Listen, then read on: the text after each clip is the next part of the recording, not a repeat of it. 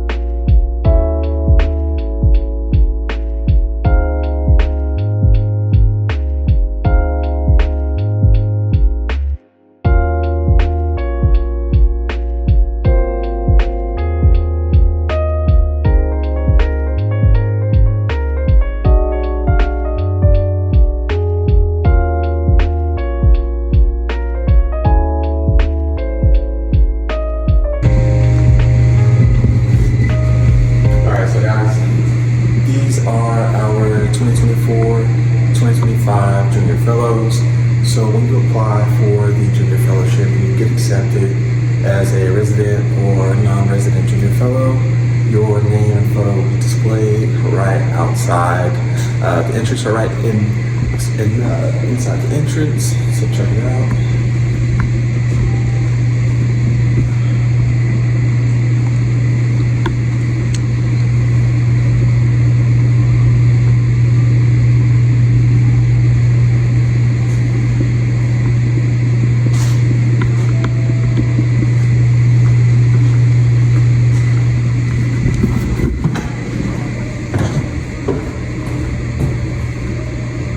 Here's a picture from everyone.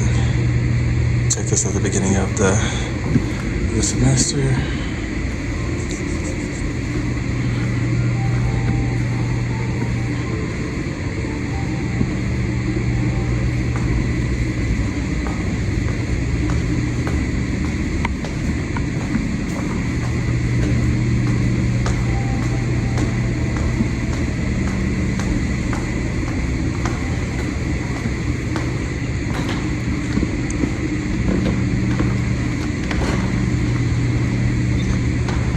So this is Antaje Hall.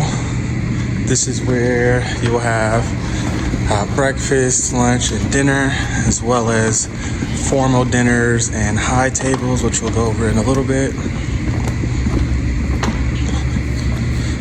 But this is the high table.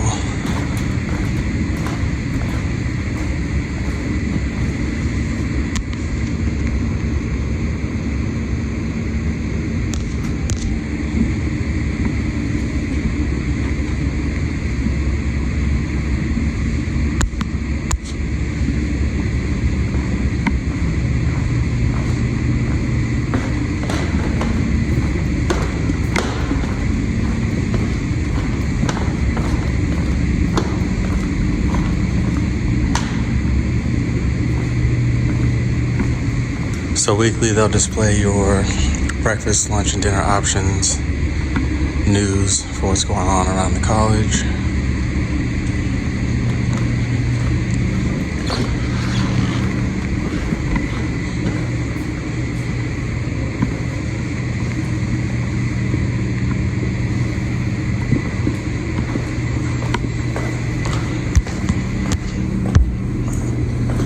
So this house was built by the Massey Foundation in 1962. So it was the intention of the founders to bring it to being a college to serve a body of graduates, limited in numbers, but of high promise in scholarship and qualified to make of worth the fellowship to which they belong. It is the founder's prayer that through the fullness of its corporate life and the efforts of its members, the college will nourish learning and serve the public good.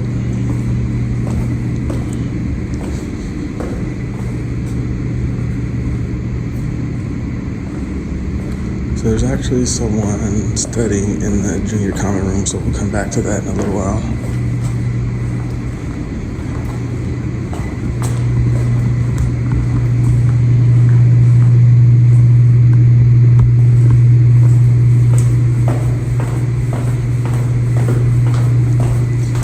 So Robertson Davies, this guy here, he was the founding principal of the college. Previously, the title for the principal was master, but updating it with the times, now the leader goes by principal.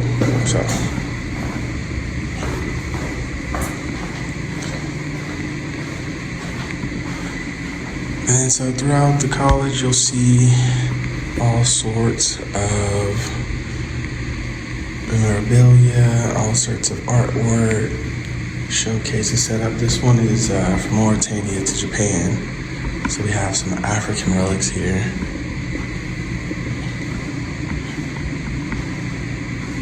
So this is the library. Actually, I'm going to be quiet when I go in because a bunch of people are studying.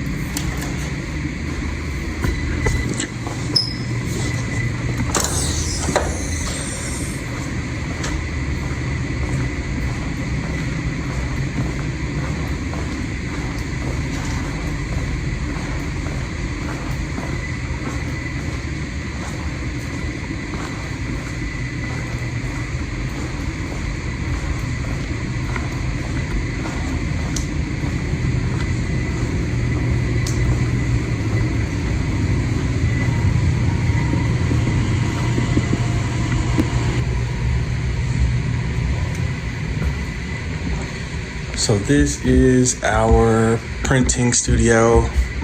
So we have 5 19th century hand presses.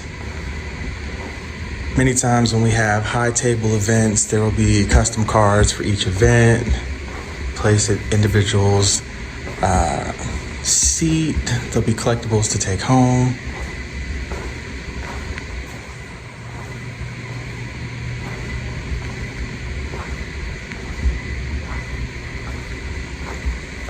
Back here, more presses, more letter types. So we have non-Latin scripts such as Yiddish or Hebrew.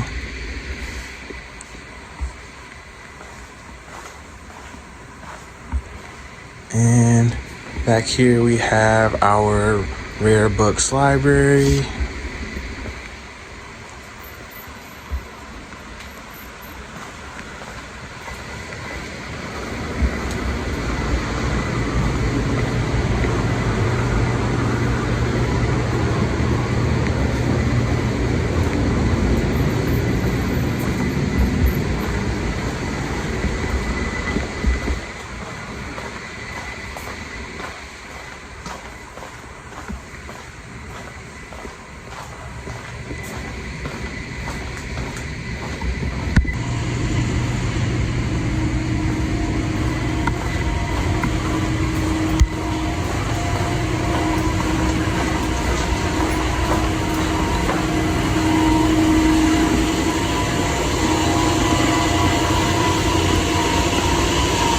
Exit.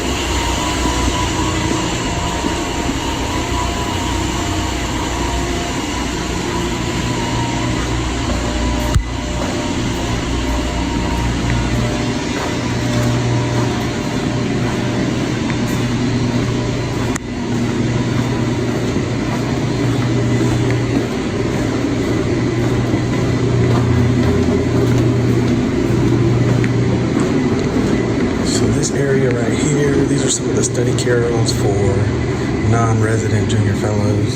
So you'll have somewhere to set up your books, your study material, desktop computer if you'd like.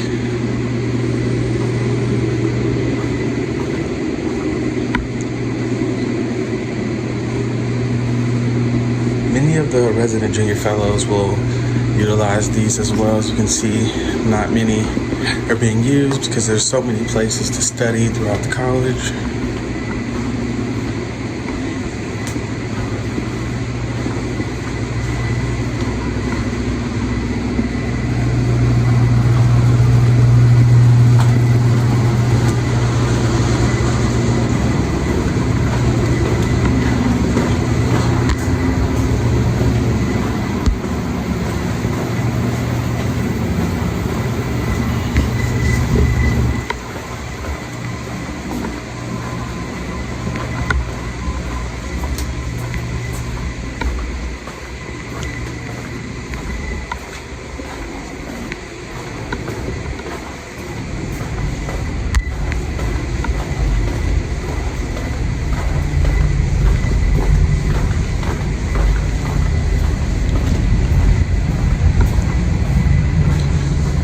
Pretty cool. We got a foosball table here, pool table. This right here is what we call the puffy couch room.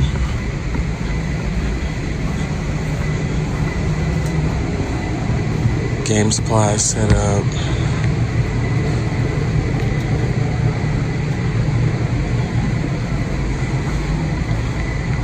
Couches.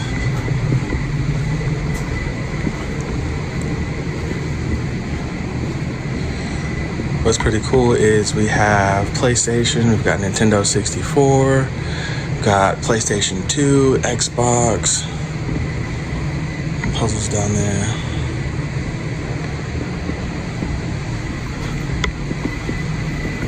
Also, we've got darts.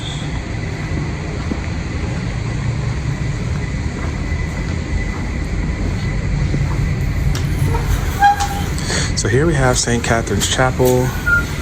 So this was actually the first interfaith, multi-denominational chapel in all of Canada.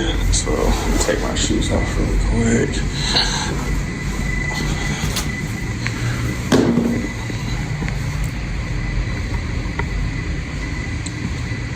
So here's the actual entrance.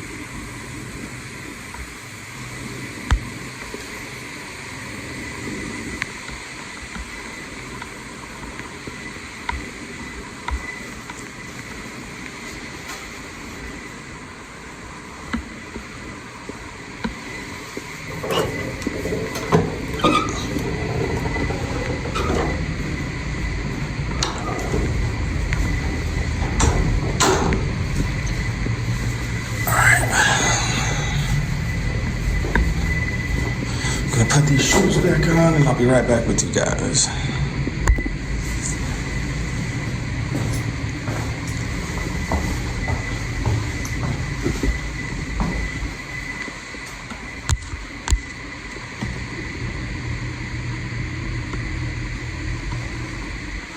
So this mural has some significance in Canada due to the Peace and Reconciliation treaty between the indigenous and the colonizers of Canada.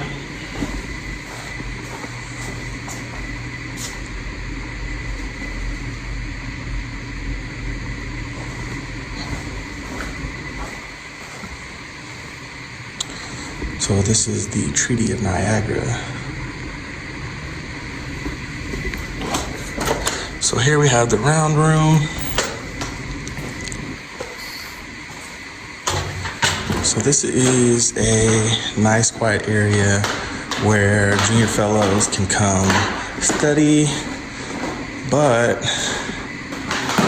it's also used to defend theses and dissertations. So the red chair right there is the hot seat. You'll be sitting right with your supervisor, and you'll be grilled by, I believe, 18 members of your dissertation community, as well as some external members of the community.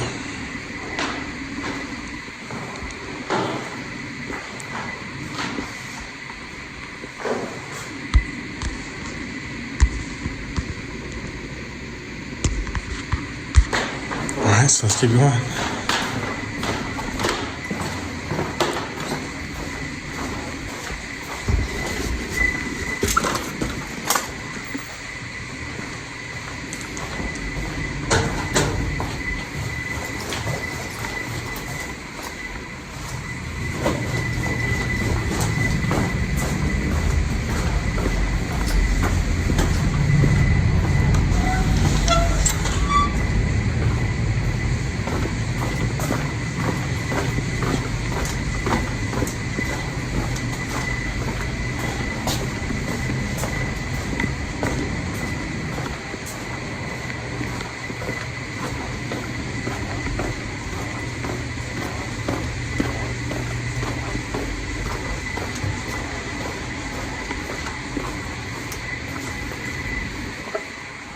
So music is a big theme here.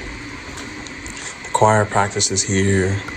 Many members are band members, so we've got some drums set up, an amp, got a nice organ.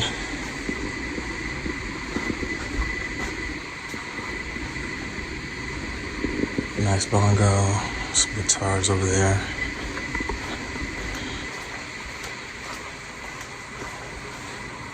Electronic keyboard.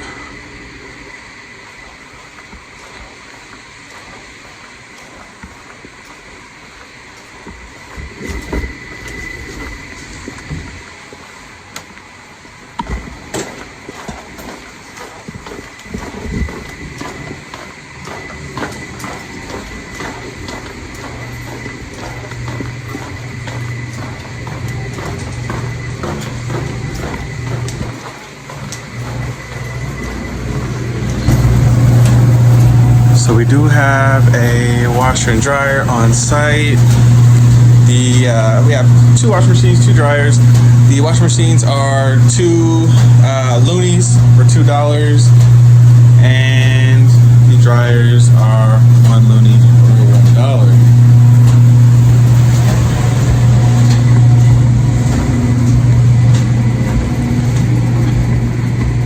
Also, we have a communal kitchen or shared kitchen, so oven top, baking, toaster, shared utensils,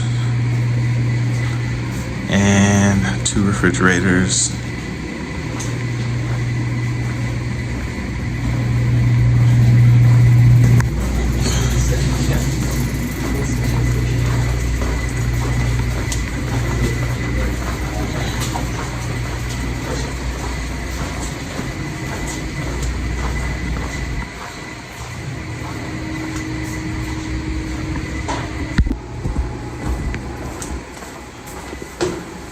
Alright, so now I'm going to show you what one of the rooms looks like.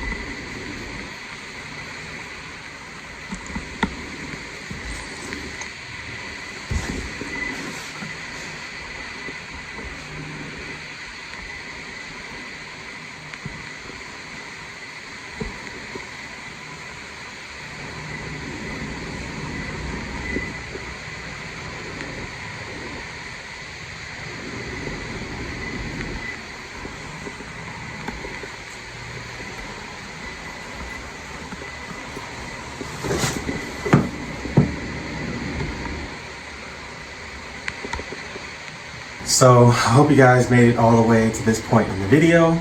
Now I'm going to give you some insider knowledge about the application process for becoming a junior fellow.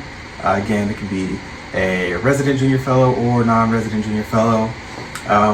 For residents, we have 60 spots available, 20 spots for senior fellows, and then another 50 to 60 non-resident junior fellowship. So you'll still have access to the common areas and the carrels like I showed you downstairs. So applications open December 1st. So it includes a cover letter, a CV, evidence of admission, scanned copy of academic transcripts, if you are already a student, and 2 referees. So just their name, email, telephone number. They can be former, current professors, community leaders, supervisors, etc. As for the cover letter, not really the generic cover letter is what they're looking for here. Because you're a student at U of T, we can assume that you're very intelligent. So they're looking for things outside of academia, such as, volunteer work, community service, travel experience, languages spoken, being in a band. So just things outside of the traditional academic experience is what they're going to be looking for in the cover letter. But additionally, for the CV, you are going to want to list the things such as scholarships, honors achieved, and the details of education, of course, because again, this is a graduate school, or a graduate college. So all of the residents, junior fellows are master's level and up, but this does include MD, JD programs as well. And if you have not technically started courses here yet, but you do have an admission letter stating that you will be enrolling in the fall, then feel free to go ahead and apply, because you do technically have to have admission to the university upon application, so they're not eligible or willing to do what we call conditional offers of admission to the college. And the final thing that they're requesting is the scanned copy of academic transcripts. If you are already enrolled in the university or in the college, just to show that you are successfully completing coursework. I don't think there is, or I haven't heard of a minimum GPA or anything like that for admission. But I will say the majority of the students here are PhD students, a lot of professional program students, and then there still are some master's students such as myself. So I'm graduating very soon. So starting 2025, inshallah, I'll be starting my PhD in school and child clinical psychology. So stay on the lookout for that, and I hope to see you soon.